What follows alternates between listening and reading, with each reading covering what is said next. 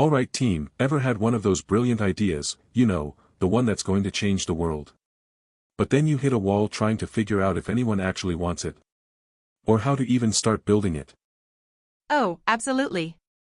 It's like having a fantastic movie plot in your head, but then realizing you've got no actors, no camera, and zero budget. The dream feels so real, but the execution? That's where things get fuzzy. Exactly. Well, what if there was a roadmap, a secret sauce used by some of the smartest minds at places like Stanford, that helps you turn those fuzzy dreams into real-world solutions that people genuinely need?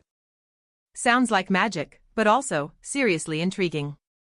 Is this like some kind of corporate jargon mumbo-jumbo, or something we can actually use? Definitely not jargon.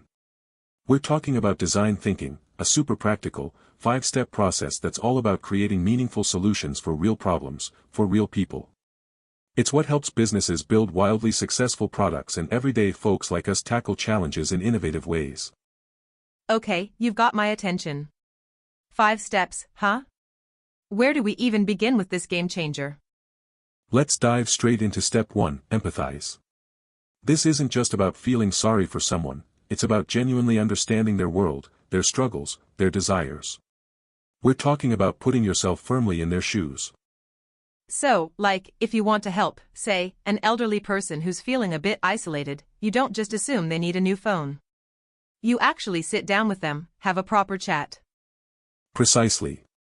You conduct interviews, but not like a formal interrogation. Think of it more like a deep, open conversation over a cuppa. You want to understand what really makes them tick, what worries them, what brings them joy. You might ask about their daily routine, their hobbies, or how they connect with friends and family. And it's not just the surface-level stuff, right? You're digging for those underlying emotions and unspoken needs. Like, they might say they miss going for walks, but what they really mean is they miss the feeling of independence or the social connection they get from bumping into neighbors. Spot on. You listen for the stories, the specific moments where things became difficult or frustrating. Oh, the other day I almost tripped trying to get to the shops, or, it's hard to keep up with what my grandchildren are doing on those social media apps. Those are gold. The more people you talk to with similar issues, the clearer the picture becomes. It's about gathering human insights, not just data points. Right, so you've had all these wonderful, insightful conversations. You've got pages of notes, maybe even some tear-jerking anecdotes. What's next? How do you make sense of it all? That brings us to step 2, define the problem. Now we take everything we learned in the empathy stage and boil it down to the core issue. It's about identifying the actual need that people are trying to fulfill. So if our elderly friend was talking about missing walks, and meeting friends for tea, and grocery shopping, it might not just be about getting out. Exactly. You might notice a pattern. They're talking about activities that involve connection, independence, or a sense of purpose. A neat trick here is to look for the verbs or actions they mentioned. Walking, meeting, shopping. Then you ask, what's the deeper motivation behind these actions? Ah, I see. So it's not just I want to go for a walk. It's I want to feel connected to my community, or I want to maintain my independence by doing my own errands. You've nailed it. After this analysis, you formulate what's called a problem statement. It's a clear, concise, and human-centered statement of the challenge. For our example, it might be something like, some elderly individuals feel isolated and disconnected, and they need a way to maintain meaningful social connections and a sense of independence. That's so much more powerful than old people need better walking shoes. It focuses on the human need, not a presumed solution. Okay, so we know what the problem is. Now comes the fun part, right? You bet. Step 3, ideate. This is where we let our imaginations run wild. With that clear problem statement in front of you, the goal now is to generate as many ideas as humanly possible to solve it. And I mean many. So no bad ideas, right? Just throw everything at the wall and see what sticks. Even the really wild ones? Especially the wild ones. Think unique virtual reality experiences that simulate a stroll through their old neighborhood, senior-friendly hoverboards for zipping to the corner shop, or a modified pushcart that also folds out into a portable tea station for impromptu street gatherings.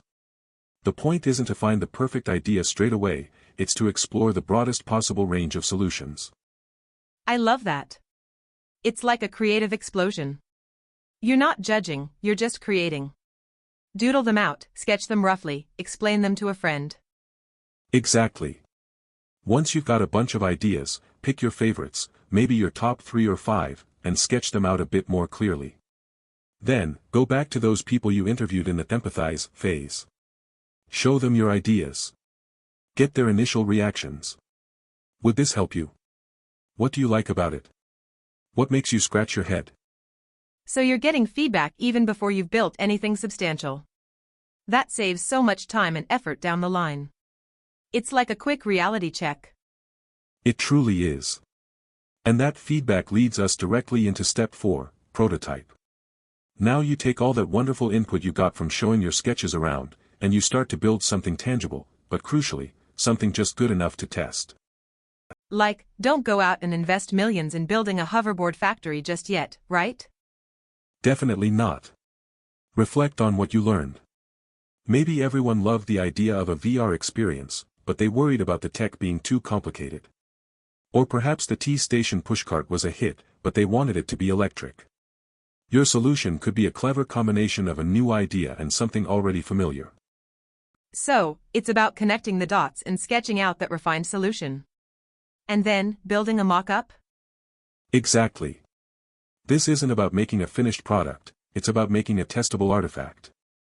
This could be a simple cardboard model, a basic app wireframe, a role-play scenario, or even just a detailed storyboard.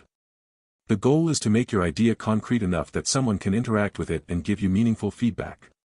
It's often called a low-fidelity prototype. Think rough and ready. So you've got this prototype, maybe it's held together with sticky tape and hope, but it represents your best shot at solving that defined problem. What's the final step? The moment of truth? That's right, step 5, test. This is where you put your prototype in the hands of actual users, the same kind of people you interviewed at the very beginning. Let them use it, play with it, interact with it, and observe. And this is where you need to have a thick skin, isn't it? If someone says, this is absolutely rubbish, you can't get defensive. Precisely. The golden rule of testing is, don't defend your idea. You're not trying to convince people it's good, you're trying to learn. What works? What doesn't? What confused them? What delighted them? Any feedback, positive or negative, is pure gold because it helps you make it better. So it's not a pass/fail test, it's a learning opportunity. And then, once you've gathered all that feedback, you loop back, right? Absolutely. This isn't a linear process where you do each step once and you're done. It's iterative. You take what you learned from testing, go back to ideate to tweak your ideas, or back to prototype to refine your design, and then you test again. You repeat this cycle until you have a solution that truly works and genuinely solves that real problem you defined. That's incredibly powerful. It takes the guesswork out of innovation and replaces it with genuine understanding and continuous improvement. It sounds like anyone, from a startup founder to someone just trying to organize their local community, could use this. Exactly. And to experience design thinking firsthand, we highly recommend checking out Stanford's D-School. They offer a fantastic free virtual crash course where you actually get to design a new gift-giving experience. It's a brilliant way to see all these steps in action. That sounds like a brilliant way to get hands-on. We'll drop the link and a guide for facilitators in the description below, so you can jump right in. And once you've done it, tell us about your experience and your gift idea in the comments. We'd love to hear it. If you're keen to learn more about creative problem solving and critical thinking, make sure to check out our other videos here on the channel. We cover a ton of similar topics. And if you really enjoy what we do and want to help us keep making these deep dives, you can always support us over at patreon.com/sprouts. Every bit helps us grow. Thanks so much for tuning in, everyone. Go forth, empathize, define, ideate, prototype, and test. You've got this. See you in the next one.